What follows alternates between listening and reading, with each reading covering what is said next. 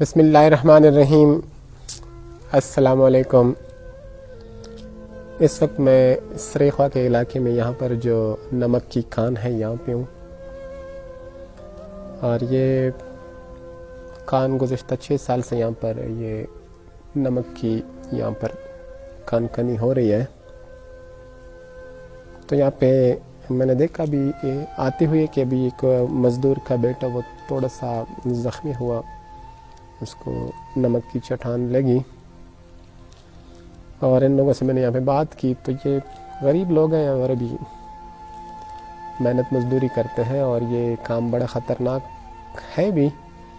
ابھی میں اندر گیا ہوں، مجھے بڑا ڈر لگ رہا تھا۔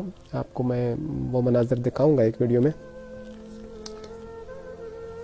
تو یہ غربت جو ہے نا، یہ بہت سے لوگ کو زندگی میں غربت کا سامنا ہوتا ہے۔ اچھا، یہ غربت بچپن میں خاص کر جب لوگوں پر گزرتی ہے، اس کے بڑے دیر پا اثرات ہماری شخصیت پر ہوتے ہیں۔ بہت سے لوگ جن کا بچپن غربت میں گزرا ہوتا ہے، بعد میں وہ ترقی کر لیتے ہیں، بہت دولت کما لیتے ہیں، لیکن وہ جو کہتے ہیں نا کہ جو خواہش ناکام ہوتی ہے نا، اس کو حسرت کہتے ہیں۔ تو ان کے دلوں میں بہت سی حسرتیں رہ جاتی ہیں۔ وہ بچپن کی غربت، وہ بچپن کے دکھ، وہ چھوٹی چھوٹی خواہشیں جو پوری نہیں ہوتی۔ کوئی کھلونا جو آپ خریدنا چاہتے ہو، آپ اس وقت خرید نہ پاتے ہو، بھلے آپ بعد میں اصلی موٹر خرید لیں، لیکن وہ بچپن میں جو چھوٹی سی کار آپ لینے سے رہ گئے تھے، تو اس کی حسرت جاتی نہیں ہے۔ اور یہ جو میں آپ کو بتاؤں کہ ابھی میرے ایک دوست ہیں میرے ساتھ، تو ایک دن وہ دکان میں انہوں نے یہ کیک دیکھا ہے جو ہم برتھ ڈے وغیرہ کے لیے کیک وغیرہ خریدتے ہیں، تو اچھے خاصے پیسے اب کماتے ہیں۔ تو اس نے کہا کہ میں یہ کیک خریدنا چاہتا ہوں۔ میں نے کہا کیوں؟ اس نے کہا کہ ہمارے گھر میں کبھی یہ کسی نے کھایا نہیں ہے۔ تو میں فیل کر سکتا تھا کہ وہ کیا کہنا چاہتا ہے۔ ان کی کہانی اگر میں زیادہ تفصیل سے بتاؤں تو ان کا بچپن ایسی غربت میں گزرا کہ بس ان کی سالن میں گھی نہیں ہوتا تھا، بس ابال لیتے تھے پلسز وغیرہ، ابال لیتے تھے، کوئی کچی پیاز ڈال لی، کوئی ٹماٹر نہیں، کوئی گھی نہیں، بس مرچ پیاز اور ابلے ہوئے پلسز دالیں وغیرہ۔ تو یہی وہ کھا کر مطلب بڑے ہوئے ہیں۔ اب اللہ کا شکر ہے بہت اچھا کماتے ہیں، اب وہ حالات نہیں ہیں۔ ایک افسانہ میں نے پڑھا تھا، آئی تھنک منشی پریم چند کا ہے۔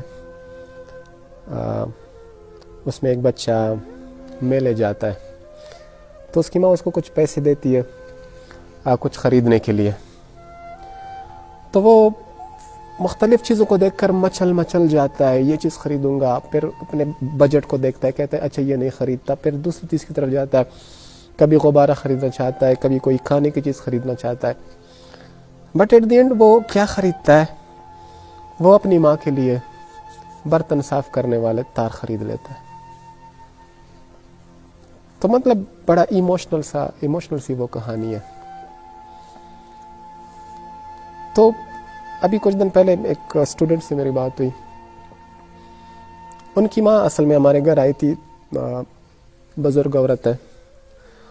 انہوں نے کہا کہ گھر میں اتنی غربت چل رہی ہے کہ گھر میں صبح بچے پراٹھا مانگتے ہیں تو ہمارے پاس گھی نہیں ہوتا کہ اس کو پراٹھا دے، خشک روٹی بنا کر دیتی ہوں، تو وہ پڑوس میں چلے جاتے ہیں، اور پڑوسی کے گھر میں اگر پراٹھے کے کچھ ٹکڑے وغیرہ ہو تو وہ جمع کر کے لے آتے ہیں۔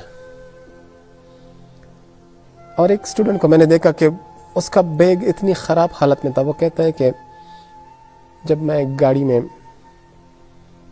میں بیٹھتا ہوں تو میں اپنے بیگ کو ایک سائڈ پہ کر لیتا ہوں، اس سائڈ پہ جس طرف لوگ کم بیٹھے ہوں، تاکہ کسی کو میری بیگ کی یہ بری حالت نظر نہ آئے۔ تو بہت سے لوگ ہمارے ارد گرد ہیں جو سفر کر رہے ہیں، اور جب ہم پیسے لگاتے ہیں اپنی زندگی میں، ہم بہت سی ایسی چیزوں پر پیسے لگاتے ہیں جس کو آپ اسراف کہہ سکتے ہیں، جس کو آپ فضول خرچی کہہ سکتے ہیں۔ اب ایک بات کروں گا تو کچھ لوگ مائنڈ بھی کریں گے۔ ایک دن میں دیکھ رہا تھا کہ ہمارے ایک سیاسی لیڈر اس نے ایک قبر کے لیے 50 لاکھ کا چندہ دیا. اب قبر کو 50 لاکھ چندے کی کیا ضرورت ہے؟ اس قبر کے ارد گرد جو محلے ہیں، ان محلے میں ایسی بچیاں ہوں گی جن کے سر پر چادر نہیں ہوگی. اس چادر کی اس بچی کو زیادہ ضرورت ہوتی ہے، نہ کہ اس قبر کو جس قبر کے اوپر ہم پھول چڑھاتے ہیں، جس کے اوپر ہم یہ چادر چڑھاتے ہیں. تو مردوں پر تو ہم بہت پیسہ نچھاور کرتے ہیں. ان زندوں کا پتہ کریں جو لوگ ہمارے ارد گرد ہیں، جن کے پاس 2 وقت کی روٹی کھانے کو پیسے نہیں ہوتے. تو اپنے پیسے صحیح جگہ پر لگائیے. آپ کے دونوں جہانوں کے لیے، آپ کے لیے یہ دونوں جہانوں کا فائدہ ہے. اس دنیا میں بھی کسی غریب کے منہ سے کوئی دعا نکلتی ہے تو آپ کی دنیا سنور سکتی ہے، آپ کی آخرت بھی سنور سکتی ہے. ایک اور افسانہ مجھے یاد آ رہا ہے. وہ ہوتی یہ کہانیاں ہیں، افسانے ہیں، ڈرامے ہیں، لیکن اسی ریئل لائف کو ڈپیکٹ کرتے ہیں. جس میں ایک آدمی جب مر جاتا ہے تو اس کے گھر میں پیچھے بچے اور اس کی بیوہ رہ جاتی ہے. تو 3 دن تک لوگ اس گھر میں کھانا لے کر آتے ہیں. جیسے کہ رواج ہے ہمارے ہاں کہ جس گھر میں فوت کی ہو جاتی ہے ہم وہاں پہ 3 دن تک کھانا لے کر جاتے ہیں. تو 3 دن تک بچے پیٹ بھر کر کھاتے ہیں. اس کے بعد گھر میں فاقے شروع ہو جاتے ہیں. ماں کے پاس کچھ چیزیں ہوتی ہیں تو ان کو بیچ دیتی ہے. کچھ دن کا پھر راشن آ جاتا ہے، لیکن جب وہ ختم ہو جاتا ہے تو پھر گھر میں دوبارہ فاقے شروع ہو جاتے ہیں. اب بچے 2-3 دن سے بھوکے ہیں. ان میں سے ایک بچہ بیمار ہے. تو جو بچہ بیمار ہے اس کی چھوٹی بہن اس کو گور گور کر دیکھتی ہے اور پھر اپنی ماں سے کہتی ہے کہ اماں بھائی کب مرے گا؟ تو ماں کہتی ہے کیسی باتیں نہیں کرتے، خدا تمہارے بھائی کو لمبی زندگی دے. تو بچی کہتی ہے کہ اماں بھائی مرے گا نا تو لوگ کھانا لے کر آئیں گے. تو یہ ہمارے معاشرے کا حال ہے کہ جب مر جاتے ہیں آپ کے پیچھے بہت بھی پیسہ کوئی بہائے.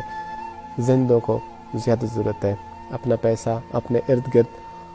جو اشفاق احمد کی میں نے ایک بات سنی ہے، وہ کہتے ہیں کہ جو پیسہ ہم کماتے ہیں وہ سارے کا سارا ہمارا نہیں ہوتا. اس میں اللہ تعالیٰ نے ہمارے ارد گرد ان محتاج و غریبوں کا حصہ رکھا ہوتا ہے، جو ہم زکوٰۃ کی صورت میں، جو ہم صدقے یا خیرات کی صورت میں نکالتے ہیں. تو اپنے کمائی میں سے جو ہماری کمائی ہے اس میں سے جو ان لوگوں کا حصہ ہے تو وہ صحیح جگہ پر نکالیں، صحیح طریقے سے نکالیں، صحیح لوگوں تک پہنچائیں. اللہ تعالیٰ آپ کو دنیا اور آخرت دونوں کی کامیابیوں سے ہمکنار کرے. بہت شکریہ.